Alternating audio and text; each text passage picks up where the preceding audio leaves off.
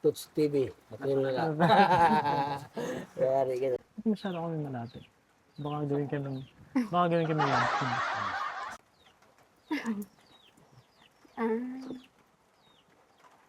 Okay naman. Bakit kinikilig si Bigre? Ha? Parang kinikilig si kinikilig Jeffrey, oh. Kung mahirap na yung buhay mo, may mas mahirap pa pala na tulad nila. So, let's support this kind of person. Pero, alam nyo ba mga kababayan na hindi lamang yan ang ating daladala ngayong araw.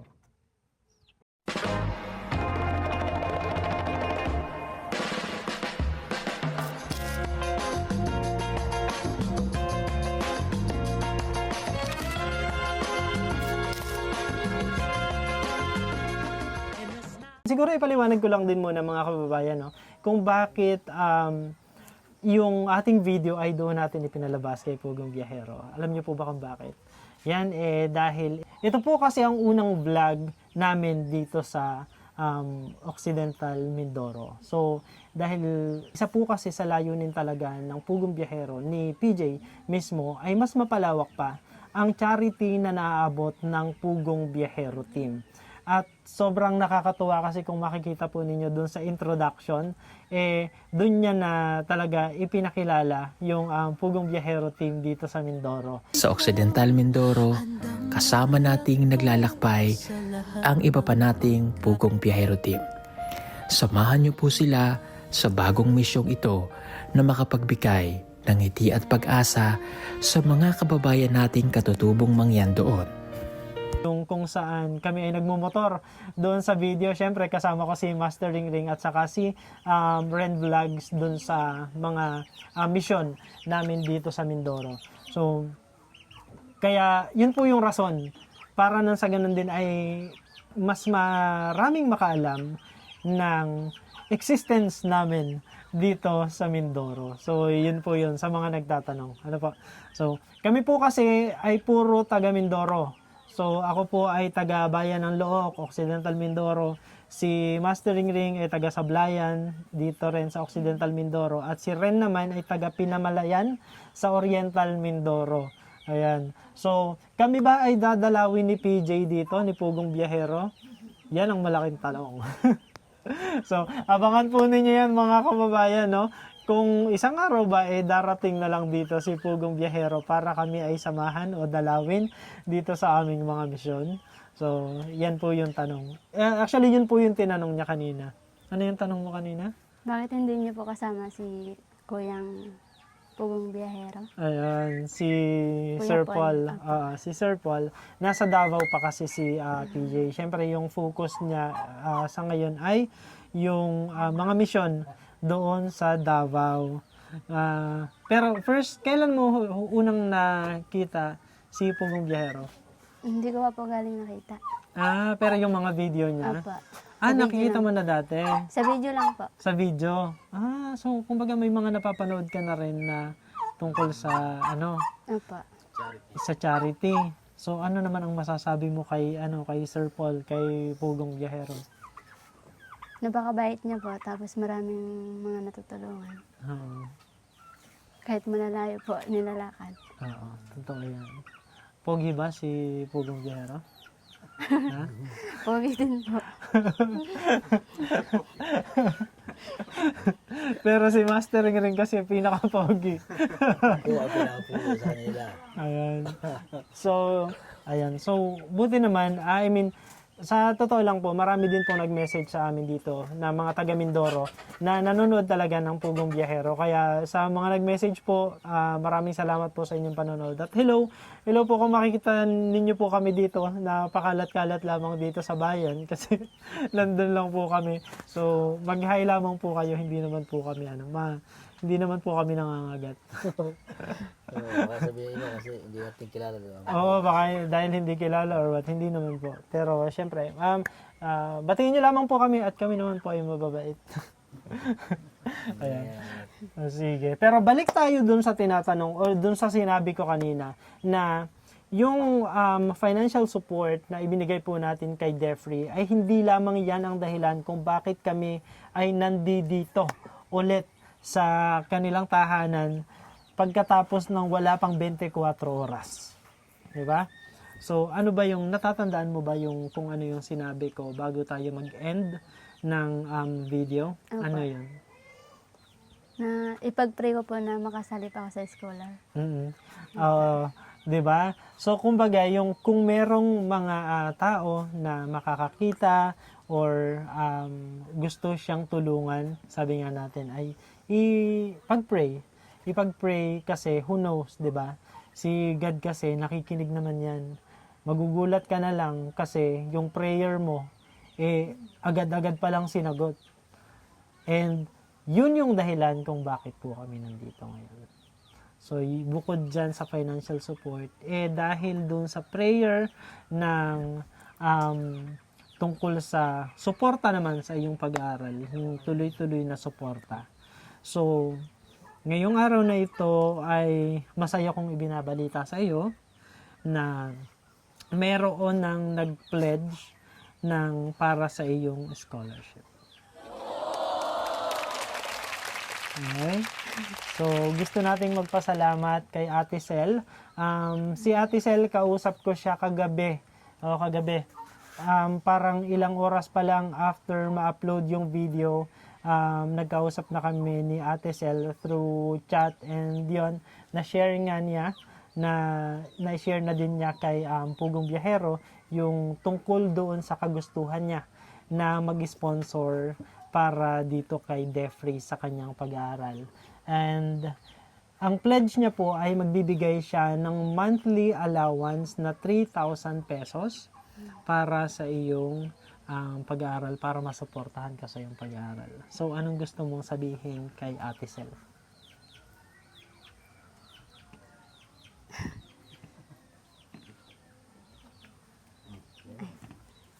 Ate Sel, salamat po. Saka, hindi ko po inaasahan itong pagkakataon na to. Kaya maraming salamat po. Mag-aaral po ako ng mabuti. Thank you so much po, Ate Sel. Naiyak ako. Thank you po. Thank you so much po, Ate Sel. And gusto ko ding i-share po sa mga kababayan natin, kasi bukod po dyan, si Ate Sel, yung apo po kasi ni Ate Sel, kung matandaan ninyo po yung isa naman na na-feature natin na estudyante, siya po ay mula sa Balayan, Batangas naman. And yung apo ni Ate Sel na si RJ, bata pa yun, ag-aaral pa yun si RJ, pero kasi ang sabi niya, yung allowance niya, babawasan niya para naman dun sa isa nating na-feature, si Esperanza sa Balayan, Batangas. So, maraming salamat, RJ, and of course, Ate Sel, sa inyong suporta sa ating mga mag-aaral dito sa mga batang ito na nagsisikap sa kanilang pag-aaral. Ayan. So, hindi pa din doon natatapos. Grabe. Blessing ni Lord, oh. Si Lord kay... Grabe. So, pakita mo muna sila tatay. Pati sila napapangiti. Ayan. So, hindi pa rin po doon natatapos yung... yes. Hindi pa rin doon natatapos yung blessing para dito kay Defrey. Dahil bukod kay Ate Sel, meron pa pong isang sponsor na nag-pledge din ng monthly allowance para dito sa kay Defrey. Ayan. Sige. Ikaw din. Ayan.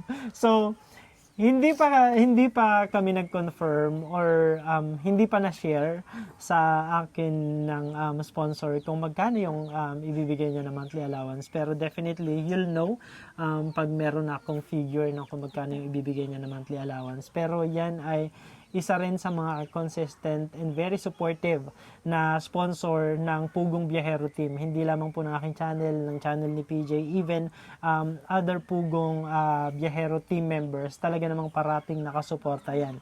At yan ay si Tita Alory de Goma. Wow! Calorie. Si Tita Alory. So, si Tita Alory po ay kausap ko siya kaninang umaga, gabi sa kanilang time kasi nasa US si Tita Alory.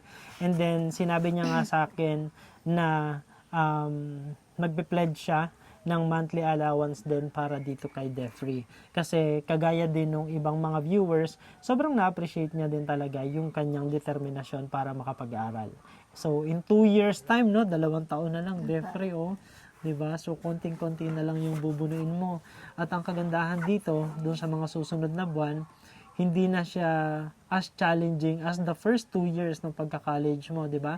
Kasi meron ng tutulong, meron ng magbibigay ng iyong monthly allowance, 'di ba? So kung meron kang mga kailangan sa school like projects and all, kasi syempre pag college, especially yung mga graduating years, no, third year, fourth year, ang dami requirements, ang daming extrang gastos na hindi mo na experience nung first year sa second year ka. I can relate kasi syempre tayo nung nag-aaral din nung graduating sa kolehiyo, ang dami talaga na kumbaga kung wala kang pagkukuhanan ng financial support, baka mag-give up ka or mag-stop ka or maghanap ka ng ibang trabaho, which is nangyayari yon commonly din sa iba, no?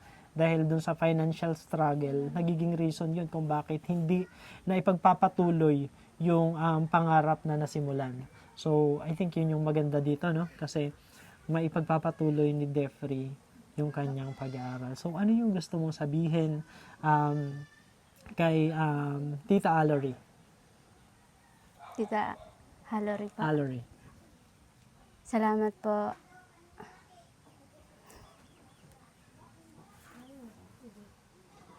Maraming salamat po sa tulong. Sa ano pa yan? Response sa Ay, salamat po sa allowance. sa allowance po.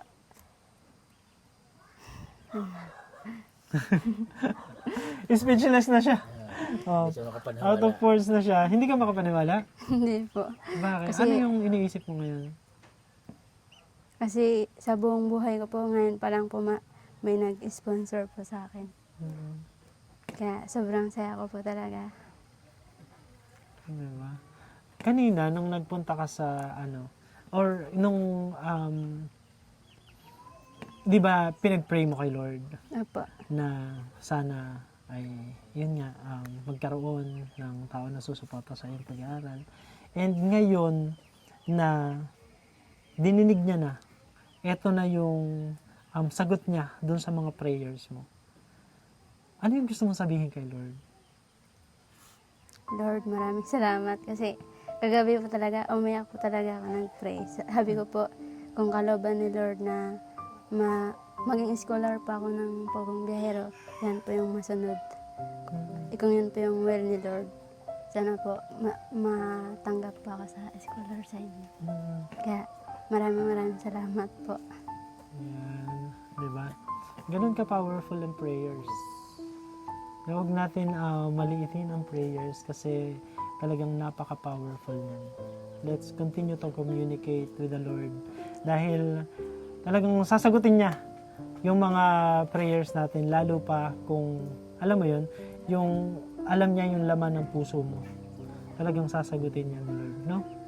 Kaya hindi tayo dapat nawawala ng pananalig, hindi tayo dapat nawawala ng pananampalataya kay Lord. Just continue to pray dun sa mga kababayan natin or sa mga viewers natin na feeling nila they're losing hope. Don't lose hope. Just pray. Kasi sasagutin tayo ni Lord. Yun. I think yun yung din, yung palagi, yung constant message din naman ng Pugong Biyahero team, no? Yun, na palagi lamang tayo mag-pray at maniwala sa Kanya. Itanong pala ako sa iyo, Defree. Ano pa? Nakapag-Jollibee ka na? 2 beses pa. 2 beses? O, tanda ko ilang beses. Ano yung unang beses na nakapag-Jollibee ka? Nung high school pa po siguro ako nun, grade 7. Grade 7. Ay, yung pangalawa? Nung first year pa ako. First year. Apa. So, 2 beses ka pa lamang nagja-Jollibee. Kasi nga, pagka yung normal days, syempre, dun sa pagkain niya pa lang, no? Ano pa, hirapin pa, no? Kita mo Si, yung mascot ng Jollibee. ha? Yung mascot ng Jollibee, nakita mo? Ha? Hindi? Yung totoo. Ayun o. Makita natin yung mascot ng Jollibee. Nasa harapan mo lang. Ako na totoo. Napatayo ka lang namin, ha? Aray ko. Malapit lang yan yung Jollibee si Different. Baka Jollibee natin. Ayan, pero syempre gusto din natin paalalahanan si Jeffrey na yan nga, mag-aral na mabuti. Huwag sayangin ang pagkakataon na merong mga tao na gusto kang tulungan para maabot mo yung mga pangarap mo. Hindi lahat ng tao ay nabibigyan ng ganitong pagkakataon para matulungan ng mga taong may mabubuting loob para sa katuparan ng kanilang pangarap. Kaya huwag na huwag sasayangin ang pagkakataong ito. Ano? Apa. Mag-aaral na mabuti. No? Si tatay ba nakapag-Jollibee na? Hindi pa po Hindi siguro. pa. Oo, hindi pa nakapag-Jollibee si tatay.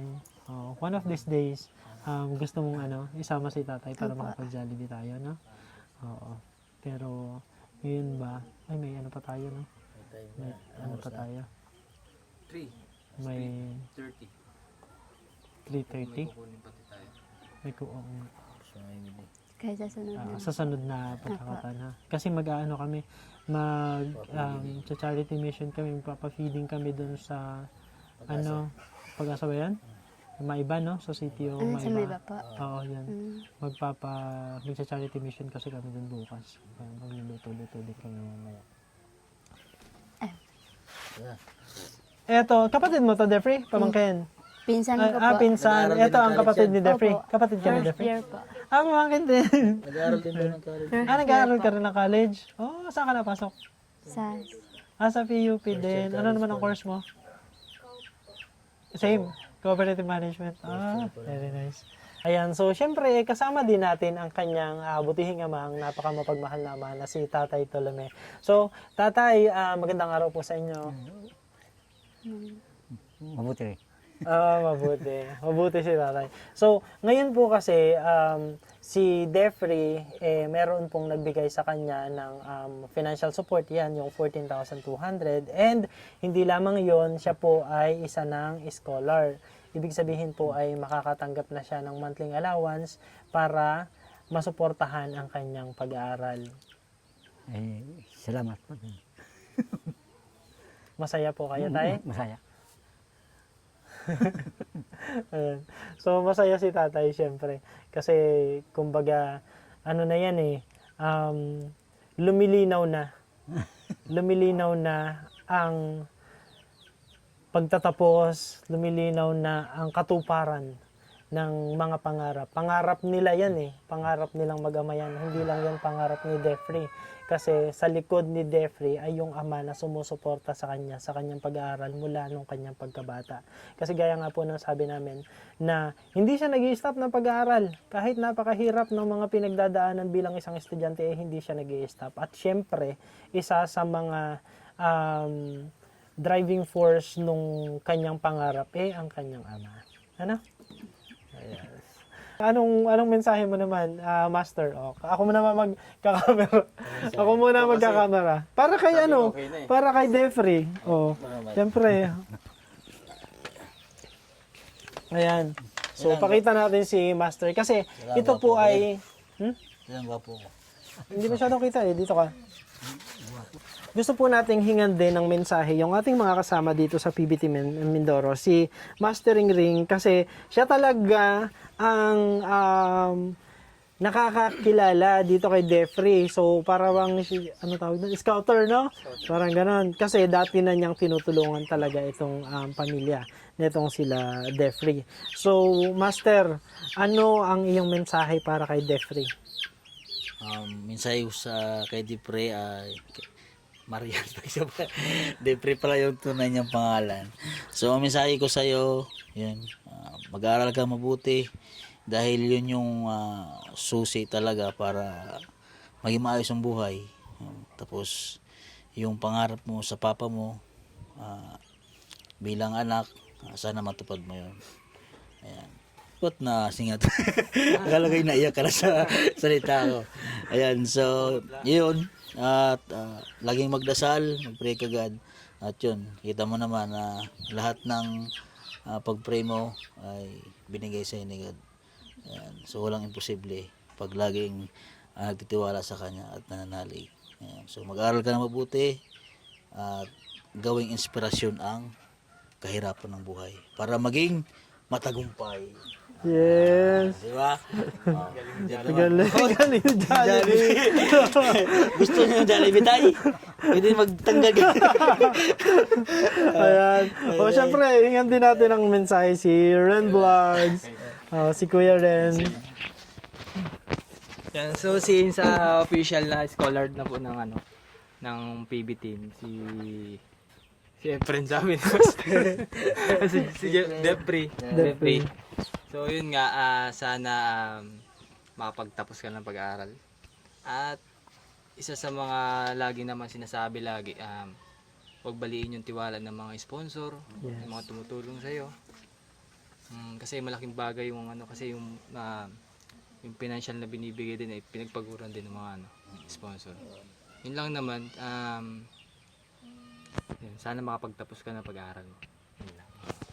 Yes. Ayan. O, hinga naman natin ang mensahe si Jed. Wala nga, siyempre. Dito ka. Siya si... Ayan. Ito po, actually, si Jed po, bigyan ko lang muna kayo ng context. Si Jed po kasi ay ang kasama din namin sa aming pagpunta dito ng una namin na ma-interview itong si Defree. Si Jed ay kakilala niya na din talaga si si Defree. So ano naman ang mensahe ni Jed para kay Defree? Ayun, siguro ang message ko lang kagaya ng sa Matthew 21:22, if you believe, you will receive whatever you ask for in prayer. Kasi yung prayer mo, kagaya ng prayer natin, natutupad talaga. So what I wish for you is, tawag nito, dream high, dream high, at saka maniwala ka lagi kay Lord. At gayon din magpasalamat ka sa mga taong tumutulong sa'yo palagi, kagaya ng charity na ito. So, naiyak ako. Naiyak ako. Kasi, kumbaga, we are in the same situation. Kumbaga, ako, I'm blessed. Kasi, sa lahat ng nangyayari sa buhay ko, kumbaga, kung mahirap na yung buhay mo, may mas mahirap pa pala na tulad nila. So, let's support this kind of person. So, I'm praying for you and your family. Sana dumating yung araw na you can build your own house. And mag-aral lang mabuti kasi sa buhay, step by step nga, di ba? Bago mo mabut yung pinaka gusto mo sa buhay. So, yun. So, ipagpipray ko, pagpipray nating lahat yung pangarap mo na yan. Ayun. So, maraming salamat din kay Tatay Tulum sa kanyang walang sawang pagsuporta. Naiyak ako. Naiyak na ako. So, yun. Nagsama-sama lang ako dito na pa-message pa ako. Yun. So, yun lang ipagdadasal ko para sa'yo. Yun lang po. Thank you po. Ayan. Thank you, Jed.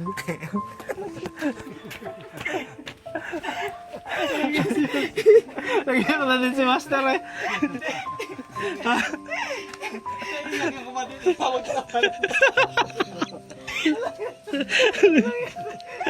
Loko.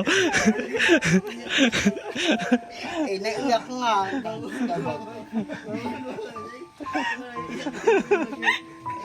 Saran vlog sumiyak eh. Oh.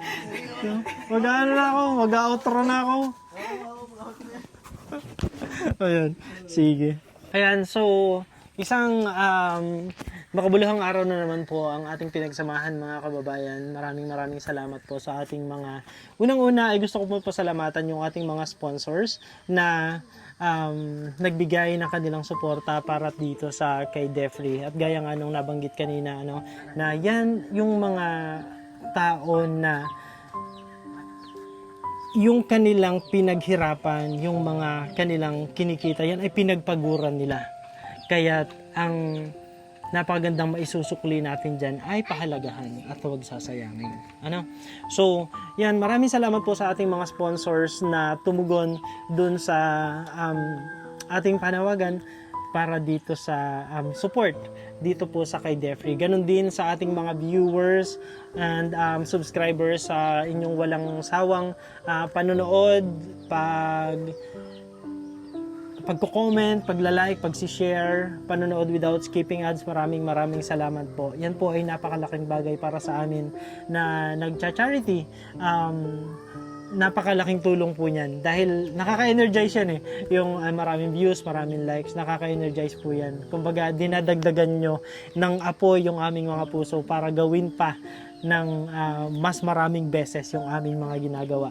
And of course, gusto nating magpasalamat sa Pangulo ng Pugong Biyahero Team, PJ, Pugong Biyahero, maraming salamat na palagi kang nandyan at nakasuporta sa amin sa buong Pugong, sa PB Team Mindoro na binuo para mas mapalawak pa ang naaabot ng charity ng Pugong Biyahero Team. Maraming salamat sa iyo, PJ. And of course, dun sa iba pang miyembro ng Pugong Biyahero Team na nasa sa iba-ibang lugar, nasa Davao, nasa Laguna, nasa Visayas, sa lahat ng parte ng Pilipinas na parte ng Pugong Biyahero Team. Maraming salamat po sa inyong suporta.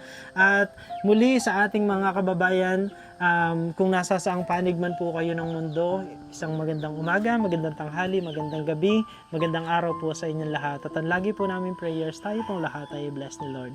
God bless us all. Thank you everyone and may you have a good rest of your day. Thank you. Bye-bye. Bye-bye, Daphne. Bye-bye, Tay. Yay!